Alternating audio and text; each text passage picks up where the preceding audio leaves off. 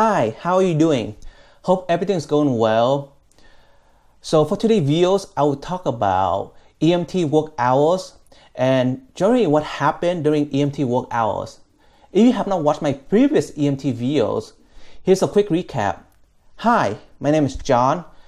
I was an EMT for a little bit more than 2 years. I have worked 10, 12, 24, and 48-hour work in Los Angeles, California. Because EMT and paramedic must be available to work emergency.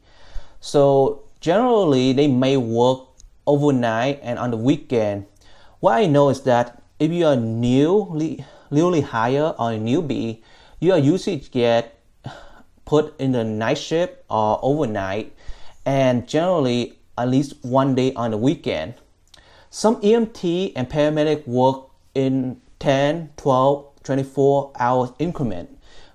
Even some work in a 48-hour shift. For example, I used to work in a private ambulance company.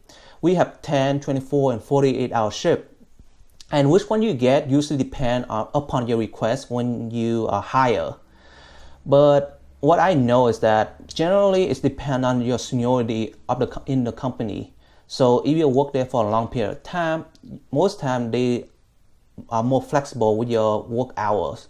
Seniority may or may not play a huge factor in your shift hour assignment, but don't always assume that you as a newbie or new hire will get a night shift. Because from what I know and I saw in my company, some people prefer to work night shift because of family responsibility or they have other obligation during the day. So you could be higher and you could put in a daytime. My personal tip to get the hours that you wanted is that do well in your probational period. Get well connected with your dispatcher, your supervisor, and your operation manager. Let's be honest, it's like any other job out there. You want to be sociable, you want to be well connected, because being well connected will help you out a lot. So my tip is that just be nice to everyone in your station. Like be nice to your supervisor, be nice to everyone, because in the long run, it will help you out a lot. If you need to switch your shift, you need someone to cover you, if you need a day off. Here are my work hours when I started. I started at 10 and I moved to 24 and then 48-hour shift. So for my 10-hour shift, it was from 12 p.m. to 10:30 p.m., from 8 a.m. to 4:30 p.m., and from 6 a.m. to 2:30 p.m. I don't have a 12-hour shift in my company station, but I know that some company they have 12-hour shift, so it's probably be from 6 a.m. to 6:30 p.m. And I know some company they do it like the hospital schedule, so it will be 7 a.m. to 7:30 p.m. Or if you work night or graveyard, it will be 7 p.m. to 7:30 a.m. For my 24-hour shift, it starts from 6 a.m. to 6 a.m. of the next day. For my 48-hour shift, it is similar to my 24-hour shift, where I start at 6 a.m. and end on 6 a.m., but it's 2 days later. So I work in Los Angeles area, and the city is pretty huge. So we have north, west, east, south LA. So the travel time between all that is going to be a nightmare, especially on the freeway during rush hour.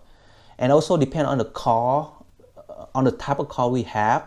So the number of cars we have during the day will be very depend on the situation. When I was working in 24-hour shift, I usually run between 12 to 18 cars a day. And it's depend on the traffic and what type of car it is. For my 10-hour shift, my partner and I would usually get 6 to 8 calls a day. Some calls will be longer than usual because of holding the wall or the traffic. For example, like a psych patient call will be longer than a routine or emergency call. Now, for those that work 10 or 12-hour shift, most of the time you actually don't get to go back to your station or your base to sleep, eat, rest because of your schedule. Now, I know some company, they do let you to go back to your station to do that. Mostly 911 company. 911 company, like McCormick, I don't know if they do that now, but I think they might. It just depend on the company and your county that you are stationed at. So just do your research and look up whether or not you will go back or not when you apply to that company. However, what usually happens is that you get posted when you don't have a call. So let's, for example, let's say you get a call, you finish the call. Instead of going back to your station to rest and for another call, you get posted, you get sent to post in an area to wait for your next call. During the day, most of the ambulance unit will be moving around the city or the county where they station at to be posted. For example, let's say a post could be intersection from A and another post could be intersection from B. Let's say you finish a call here, you might be done and you'll be get posted at A. And after that, the dispatcher will send you to post at B for your next call in that B area. So a post is an intersection where technically your ambulance had to be in that area at least half a mile around that area. One of the good things about EMT scheduling is that it does not change from week to week. So if you are scheduled from Monday, Wednesday, and Friday, you are required to work Monday, Wednesday, and Friday, and that's it. So if something does turn up and you cannot make it to your schedule, then that's why I mentioned before, be nice to your coworker and ask your coworkers to switch shift with you. And as long as you put in your request to shift change to your supervisor, most time the supervisor will approve your shift change request. I know sometimes the shift supervisor will not do that, because if you do you do shift change too much or you wait till the last minute. So just take care of that. Don't abuse the shift change policy and you will be fine. 10-hour shift, 12-hour shift, 24-hour shift, 48-hour shift. Now, when you fly to be working any of those hours, just consider to add another hour or two on top of your schedule, because usually what happens is that you will get delayed, there's a hole in the wall, and there's many other stuff happening that usually your shift will tend to be longer than usual. So let's say you work 10-hour shift, your 10-hour could turn to 11 or 12-hour shift, or your 24-hour could turn to 25 or 26-hour shift. Just depend on whether or not your last call could be longer than usual. Or your traffic go back to your station, there could be a car accident on the freeway, and that could cause you to stuck on the freeway for 2 hours, especially in LA traffic on 405. That could be a nightmare. So just always add an hour or two to your schedule. Just if you have other obligation after work, so make sure to add an hour or two. Here's my tip for all the new EMT out there. One is that for the start of your shift, when you start working, get there early as possible if you can. I prefer to get there to my workstation around 15-20 minutes early. The reason is that, one, if you work early in the morning, if you leave early to go to your work, you could avoid the morning traffic.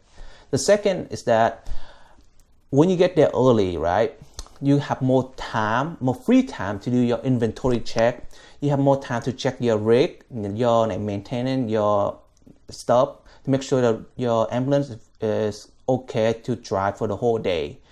You check your tank, or maybe you have time to go fill up your gas tank.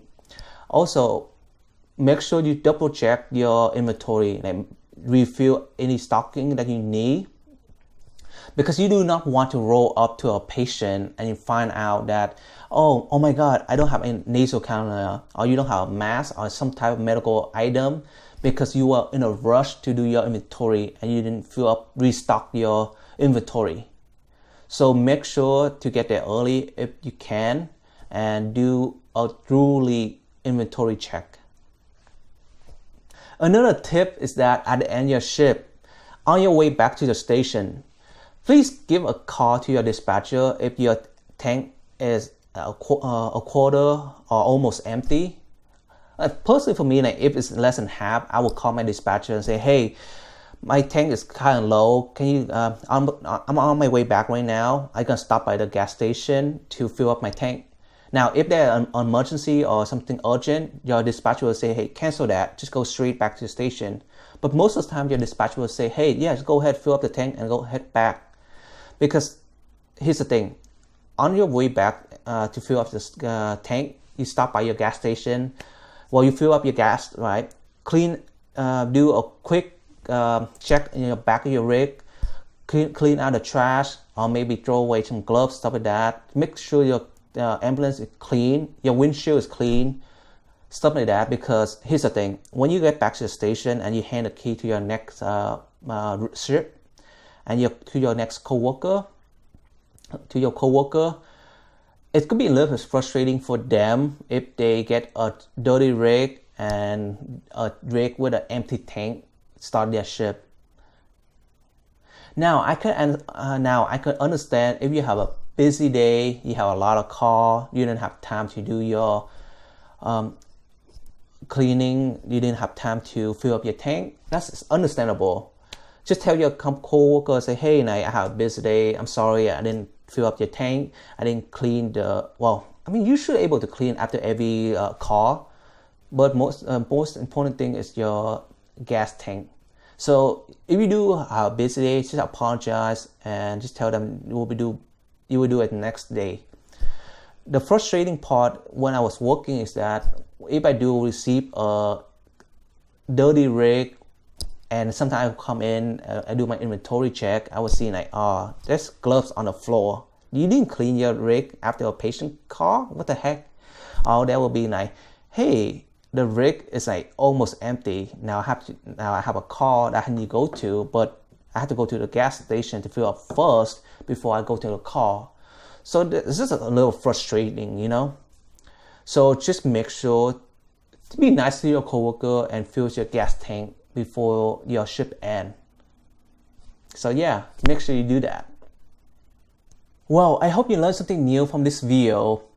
If you like this video, give me a thumb up and click the red subscribe button down below for more videos like this. On this channel, I talk about my life experiences in healthcare, finance, school education, and self-development. Okay, hope you have a good day. Stay strong, believe in yourself, and love yourself. Okay, bye.